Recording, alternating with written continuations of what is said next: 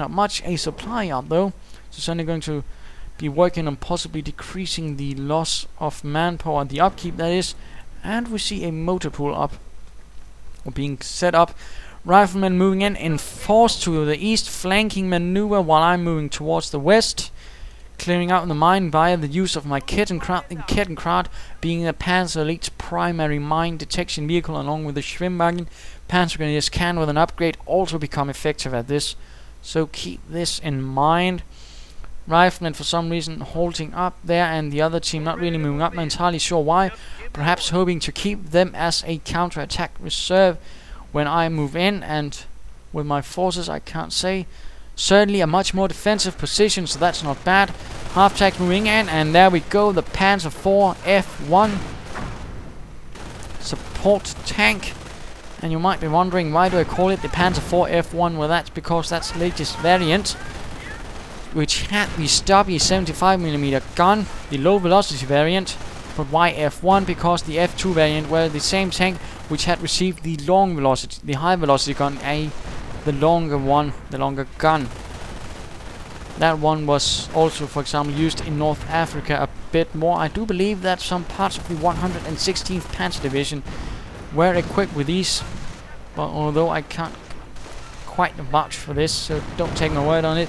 Panzer IV getting close, armored skirts up though, so sticky bombs won't be so much of a threat, and it might harmlessly bounce off, or in this case damage the engine, but still always good to have armored skirts on your tank. It's really effective against infantry wielded anti-tank weapons, and we see the Jeep wrecked there. And ta-da, a mortar half-track to support my forces, always nice and handy, and will also be useful to deal with what I suspect might be also becoming anti-tank guns. Continued movements towards the west. Having broken off the major American assault, I feel a bit more confident to spread out my forces, since I also have mortar half-tracks, and of course the Panzer IV F1. And there we go.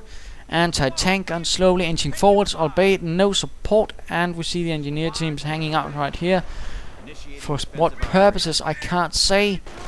Mine there, quite good again. Not bad usage of mine, certainly alright, good, but I think he could have been a bit more aggressive, and of course, again, I think he could have done a bit more to fortify that area and keep together, but there you go. Panzer Grenadiers taking a bit heavy losses, Riflemen receiving Veterans 1, which means they will have an easier time hitting your troops, or the opponents in this case, and of course take less accuracy towards them.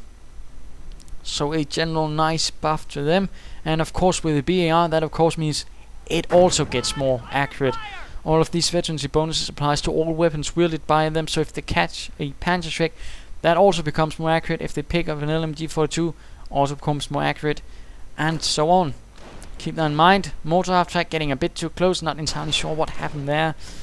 A bit of a mistake on my behalf.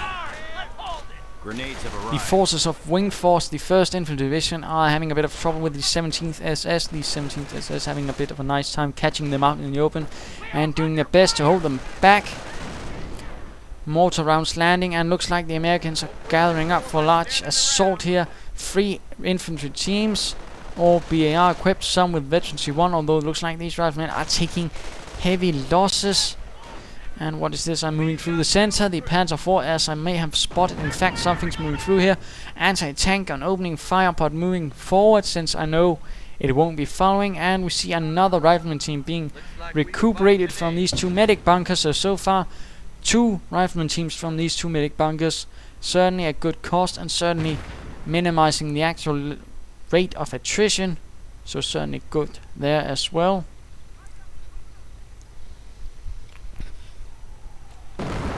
Mortar rounds going off, killing one poor fellow there. A medic, it seems like. Anti-tank gun slowly moving forwards, probably setting up a defensive position, but I'm currently at this point not really keen on getting too far ahead, not sticking my neck out. So, and we'll have to see who actually makes the move, although looks like a bit here. Engineers moving forwards, but anti-infantry half-track, and Panzer Grenadiers with Gewehr 43 is quite nearby, quickly stopping that attempt and killing one engineer to remind the others that they don't want to mess with the 17th SS. And that rhymed. Although I'm not entirely sure if it's a good thing when you can rhyme something with SS. Let's just assume that's a grey area, for my sake.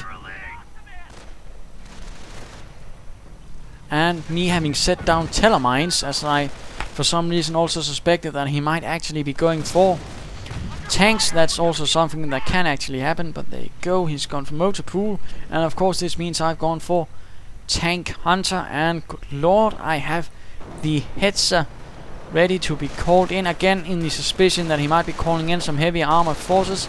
I have certainly experienced this when my opponent goes heavy on the riflemen with BARs. In fact, one time I've even had them go straight for a Pershing somehow. I still won the match, although by the end of it I've knocked out 3 Pershings at quite the loss.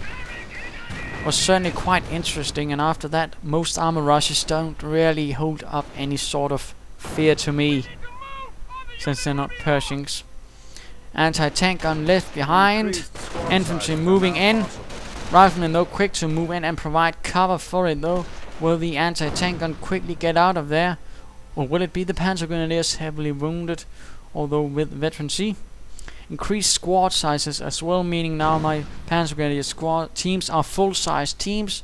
Certainly no more small teams for only reconnaissance and night fighting, but certainly more heavy fighting now they can be doing. And incendiary mortar round missing spectacularly, or at least quite nicely, hitting everywhere but where the anti-tank gun is. And we see an attempt for an assault on the eastern flank, riflemen with a T-17 and some engineers with flamethrowers. Certainly not bad, certainly my more exposed flank, and they might be able to cause some nasty losses. We'll have to see. Infantry half-track left behind. Not good, not good. Anti-tank half-track nearby might be able to help. Knocking out the engine off the T-17, but the T-17 is still able to get out of there. Mortar opening fire as well. Lots of troop clustered around this T-17. Not good, not good, but T-17 quickly repaired. Excellent response, quick response in fact, to quickly get the T-17 operable, but then you're not supposed to just let it stand right there. So a few American troops going down, further troops of the 1st Infantry Division going down, engine once more knocked out, and Panzer IV slowly inching forwards, opening fire on the repairing engineers, and T-17 quickly getting out of there, and we see an artillery barrage going down and stunning the Panzer IV. Quite excellent use of the white phosphorus rounds, freaking out the crew of the Panzer IV, making them think that something's caught fire. Telemine going off, sticky bomb on the Panzer IV, knocking off the skirts, engine is on fire, and the crew is close to panicking, I suspect. But it is still there. T-17 though might move in for the kill. Will it do so, or will it be slightly wobbling around? Apparently it opts for wobbling, but there we go.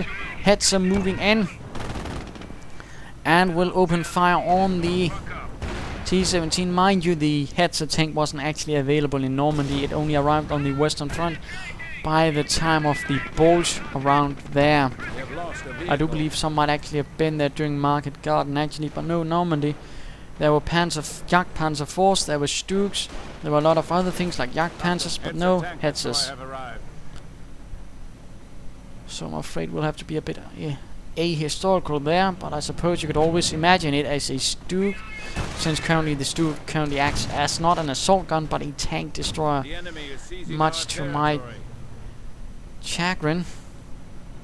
And fun thing actually, the T-17, or the Hetzer I mean, not the T-17, that's the American thing, but the Hetzer was actually meant as a assault gun, but due to problems of jurisdiction within the German army, before it was designated as that, Heinz Guderian quickly had it designated as a tank destroyer instead of an assault gun, so he could actually keep control of it, because by the time his, I do believe it was, I suppose his sort of charter was driven up for his role as Panzer Inspector General of the Armored Forces, some sneaky fellow had designated so it was only the heavy assault guns, things like Jagdpanthers and all that, which you could actually control, while the lower things like Stugs were within the control of the artillery branch.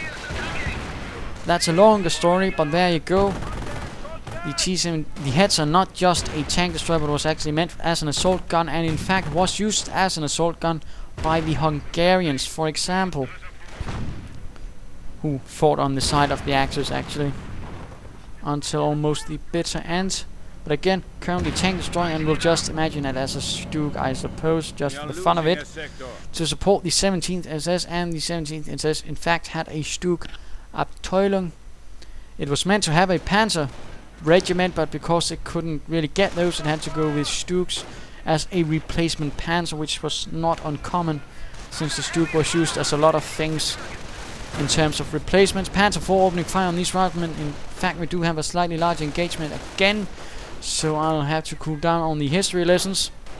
Panzer IV and infantry half-track firing away at these riflemen who are in a slightly exposed situation, although staggered retreat, not just full rout, certainly going to delay my advances a bit, since sticky bombs are still a threat to keep mind of, and we have something going on in the west. Large assault T-17 riflemen, rangers, the whole shebang, and numerous engineers with flamethrowers. Things not looking good. Anti-tank half-track Hetzer and Panzer Grenadiers blasting away. T-17 rushing forward and hitting the Teller mine, immobilizing and completely almost dead. Managing to stun the Hetzer, but not quite finishing the job. Incendiary rounds going off, killing a few, I suspect. Panzer Grenadiers moving in from the west. Hetzer in a rather perilous situation, moving in, trying to at least disrupt the movements of the Ranger, trying to buy time for the anti-tank half-track, but it is completely wrecked by sticky bombs leaving behind the Rangers and the Hetzer. Not a fair fight currently, since the Hetzer of course can't deal with infantry, not even with its machine gun, the machine gun actually being a bit rubbish. But it does manage to get out of there before further bazooka rounds penetrated, and Panzer Grenadiers moving in to provide cover. Rangers right out in the open, so not good against these Panzer Grenadiers who are using this wreckage of a Panzer IV for cover. Opening fire on these Rangers, but the Rangers do get cloaked with their Thompson submachine guns, which will end badly for the Panzer Grenadiers, losing a few men to also do a grenade, but an incendiary grenade does force these Rangers away. Quite a lot of heavy fighting, while the mortar half-track continues to harass these engineers, trying to take away this munitions point from me and the fatherland. Panzer Grenadiers moving in, taking up cover behind this wrecked T-17 to open fire on these engineers and remind them not to do so. And looks like the Americans are setting up for a fresh assault in the south, while in the east my forces still a bit tied down. Had to pull away my attention for this major assault, but can now move in the Panzer IV and the infantry half-track with further Panzer Grenadiers in support. Quite a lot, and getting another light anti-tank half-track for disablement purposes. And I do apologize for the steam in the background, so don't worry, it's not your steam, it's just someone trying to contact me. We are losing territory. And Panzer IV blasting away, 9 kills at the moment.